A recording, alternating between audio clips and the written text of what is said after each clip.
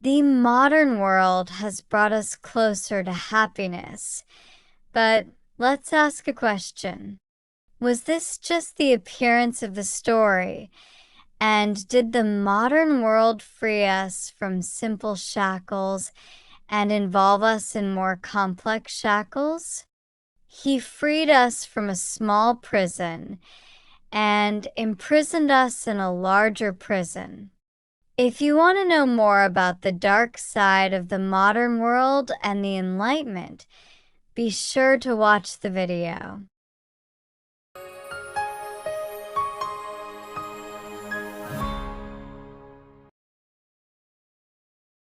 Hello, everyone. I wish you a good heart and a beautiful life. I'm Lena, and together we will travel to the inner world and walk the path of awareness. Be sure to subscribe and hit the bell to be notified of my latest videos. Thank you so much for supporting me and cheering me up with your kind heart. In this video, we're going to talk about the modern period and the Enlightenment in a different way. In other words, we're going to evaluate the Enlightenment and the modern era and talk more about the dark sides of the modern era and whether the modern era was a period full of prosperity and growth and progress or not. It also gave rise to great negative points in human life, which are sometimes so great that they may call into question all its achievements.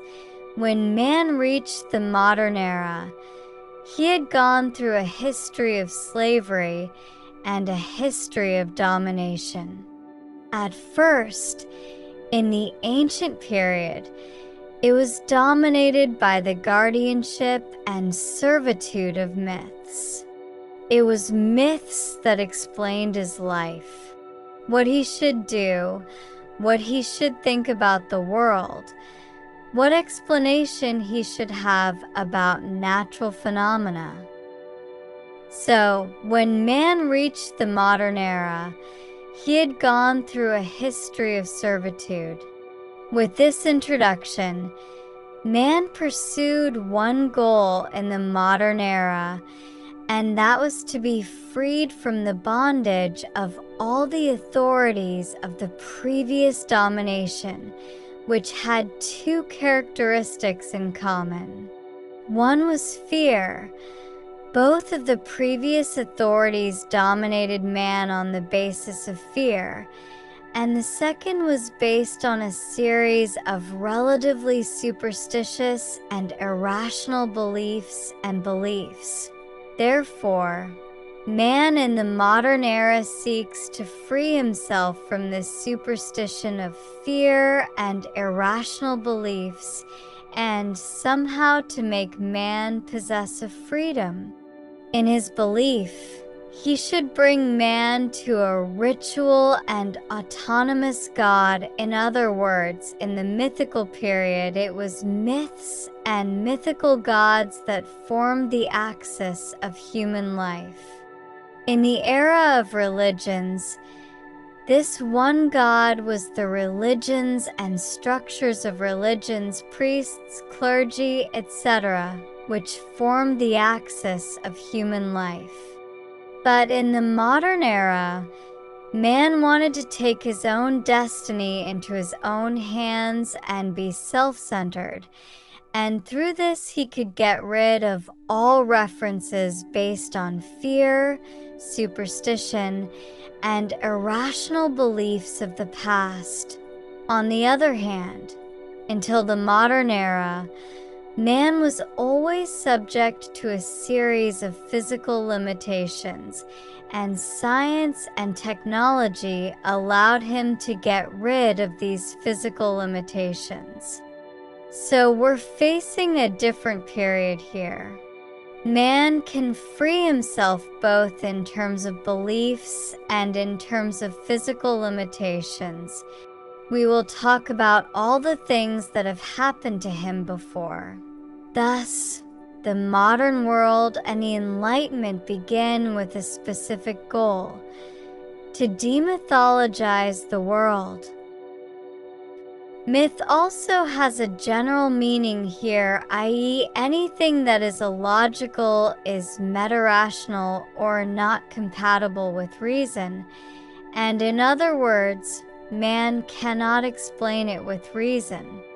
However, the domination of God and the domination of myths over human life comes to an end. And of course, there is another point. Man also seeks to eliminate the domination of nature and no longer be bound by nature and dominated by nature. But the point here is that in order to get rid of the domination of these things, we have to replace them with something. Well, we were freed from the domination of nature and from the domination of God or myths. So something had to replace these. What was replaced? Reason, or in short, philosophy that had abandoned metaphysics. This is because metaphysical and supernatural beliefs, of course, metaphysics and the supernatural should not be considered synonymous, but also philosophies that had some kind of metaphysical concerns were discarded by the debates that arose, because those metaphysical or theological discussions were no longer. So, in other words, a philosophy minus metaphysics and an empirical science. The result of these two cases was that technology came into being and replaced the domination of God, myth, and nature. Now it is man himself who takes over the domination by virtue of philosophy minus metaphysics, empirical science, and technology, and now he is the one who dominates myths, God, and nature. And we will see in the next section that the scope of this domination goes beyond this. And what will happen? Now we're faced with a world in which there are no more myths and there is no God in it. Here, what is the principle is progress and development. That is, development that is focused only on this world. Because once we have destroyed religions or the power of religions, there is no longer an afterlife and another world. Whatever it is, this is the world we are dealing with. So here comes a concept called development, or in other words, efficiency. But let's look at development and efficiency a little more closely. In order to address this issue, I will quote a quote from an American writer named Lovecraft, and that is that perhaps one of the most important and basic human desires and emotions, or what creates our desires, is the feeling of fear. And the strongest type of fear is the fear of the unknown. In a larger and more fundamental sense, everything that man has done so far is actually to face this fear. But in the modern era, the myths and gods that had previously made the unknown known to human beings have disappeared. Now here, this fear of the unknown in the absence of God and myths revives a desire in man, and that is the desire for control. You see, when you are afraid of something and something is unknown to you, the desire to control is created in you. The more you are afraid of the unknown, the greater the desire to control, because you can make phenomena predictable by controlling and take it out of the unknown, the state of unknown. In other words, the state of darkness is frightening for all human beings, and this is a natural fear. But the point here is that it seems here development becomes the only support for human beings by eliminating all his other sources of thought. Development, in other words, efficiency, when it becomes the sole support of human beings and everything is confined to this world, something happens, that efficient core that becomes the basis of the modern world and the Enlightenment period of control. Man will have the desire for control more than anything else. And now what makes man happy is that man has control over himself, his beliefs, nature, and others. Thus, the Enlightenment and the modern period, by eliminating all previous references, turn the desire for control into a principle and justified all-encompassing control in the form of efficiency and development. Man must master everything.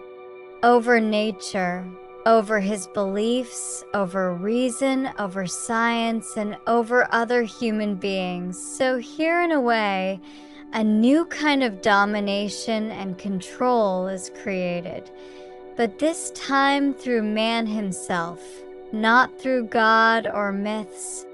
The basic point about this new kind of control and domination that has been created by man is that it requires tools, one of which is reason, philosophy minus metaphysics, and the other is science. Therefore, this domination and control of man itself requires a rationality and a science, as well as technology. But the point is, science and technology are just becoming a bunch of tools in order to increase control. The goal is control, and the point is that this control has no limits. In the modern era, this control has no limits, and reason and philosophy minus metaphysics, science and technology are merely becoming tools to maximize this control. Adorno and Horkheimer, in their book The Dialectic of the Enlightenment, talk about how reason becomes irrational.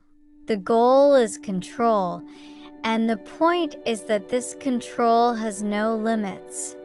In the modern era, this control has no limits, and reason and philosophy minus metaphysics, science and technology are merely becoming tools to maximize this control.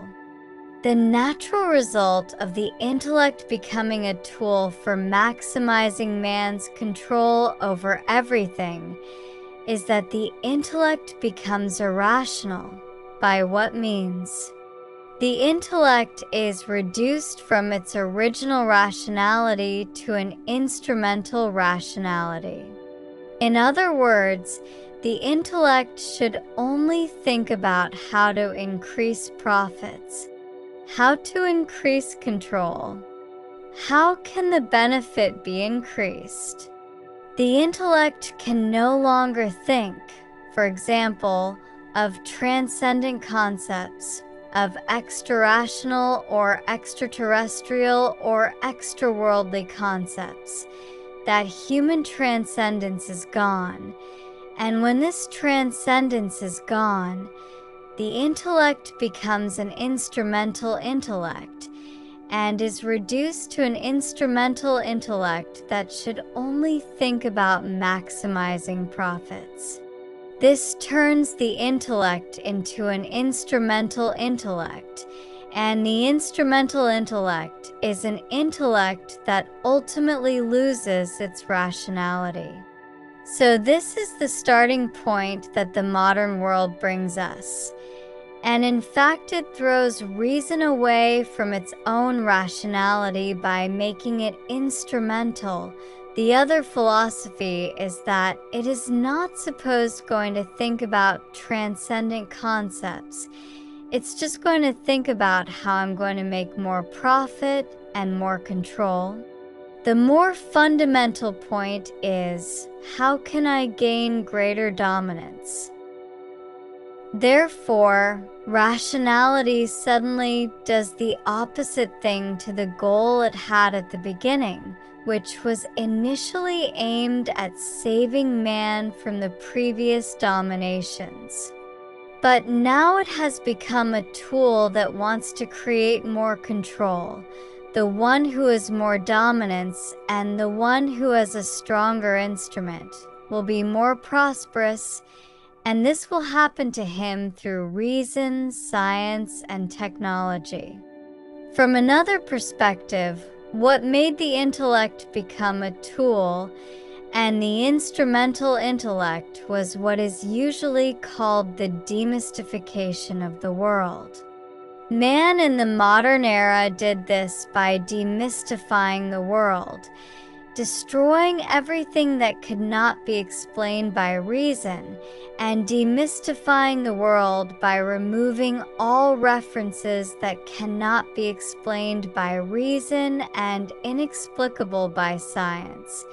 Mystery seems to be a bad thing in the world, and when the world is demystified, the only goal becomes development, efficiency, and control.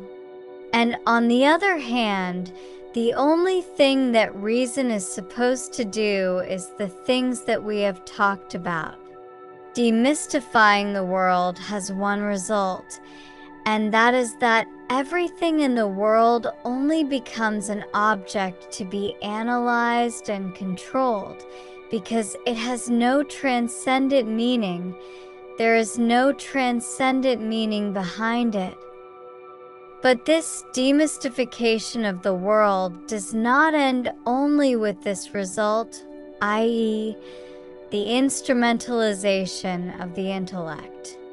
Rather, there is another result, and that is the crisis of meaning, when the world is demystified by what happened, and the only source of meaning for the human becomes the maximization of control, and there is no other transcendent source in the world. The meaning is removed from the world, and man suffers from a crisis of meaning, which perhaps the whole philosophy of Nietzsche is in conflict with. This is what we call nihilism. So, one of the fruits of demystifying the world was nihilism and the crisis of meaning. Another point that it creates is, again, let's refer to the goal of enlightenment, demythologizing the world. But gradually new myths were created in the world. Now, with these new coordinates, science, technology, and self-founded intellect have now become new myths. Now, for many people, science has become a religion. That is, what is supposed to answer all their questions, and in fact, it is the ultimate tool that man has acquired, and it is the best, and it is not subject to criticism, and anything that is unscientific is wrong. Now, the modern world is producing its own mythology. You should be better acquainted than I do with people who defend science like religious people. This is an example of myth-making in the modern world. That science itself becomes a new myth. At the same time, we are facing the construction of new structures of domination, one of which is a huge economic structure called capitalism that affects every aspect of human life. On the other hand, modern states came into being, powerful modern states that, almost in no part of human life, left their footprints empty. The greatest wars took place in the modern era. The First World War, the Second World War, and the greatest interventions in nature took place in the modern world. And on the other hand, one of the greatest forms of human domination over man was also formed by colonialism in the modern era. So, in fact, the modern era did not eliminate domination. It only gave it more complex and deeper forms, made it more indirect. And man did not get rid of domination and control in the modern era, the Enlightenment, and afterwards only more complex and stranger and deeper and more intelligent forms of domination and control arose. There is an interesting point in Adorno and Horkheimer's discussions about the modern period, and that is that the mythical feature of the modern world and the worlds before it is that it confronts man with a certainty in his own destiny, as if man is forced to do so, as if man is in a certain destiny. They think that man cannot make a fundamental change in his own life situation, but we also often hear that the modern world, for example, has no alternative. It will mean that it is impossible to fundamentally change the modern world. In mythical worlds, people thought the same way, and thought that they could not change the world that myths and gods had created for them. This is another feature that the mythical world and our world have in common, and that many of us have come to the conclusion that these types of systems that exist, structural, economic, political, social, and so on, are unchangeable, and that we cannot make fundamental changes in them. The topics we have discussed are a summary of all the discussions and criticisms that have usually been introduced into the world of the Enlightenment and the modern world by the philosophers of the 20th century. Of course, many of these criticisms start with Schopenhauer and Nietzsche, but most of the discussion takes place in the 20th century, and of course, the discussions we have do not mean that we want to ignore the achievements of the modern world, for example, or to say that the modern world is a world of darkness. No, this does not want to happen, and we just want to have a more complete, comprehensive, and clear understanding of the modern world and the world of enlightenment. And let's take a much closer look at these phenomena. My friends, remember that our greatest joys are often intertwined with our deepest sorrows. I hope this part has helped your life a little. Please share your thoughts. You are invited to grow.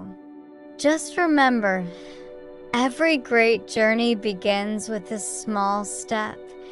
Thank you for being with me on this journey today. If you liked the video, click the like button and follow our videos. And finally, hello, and the light of God's kindness shines brighter than ever.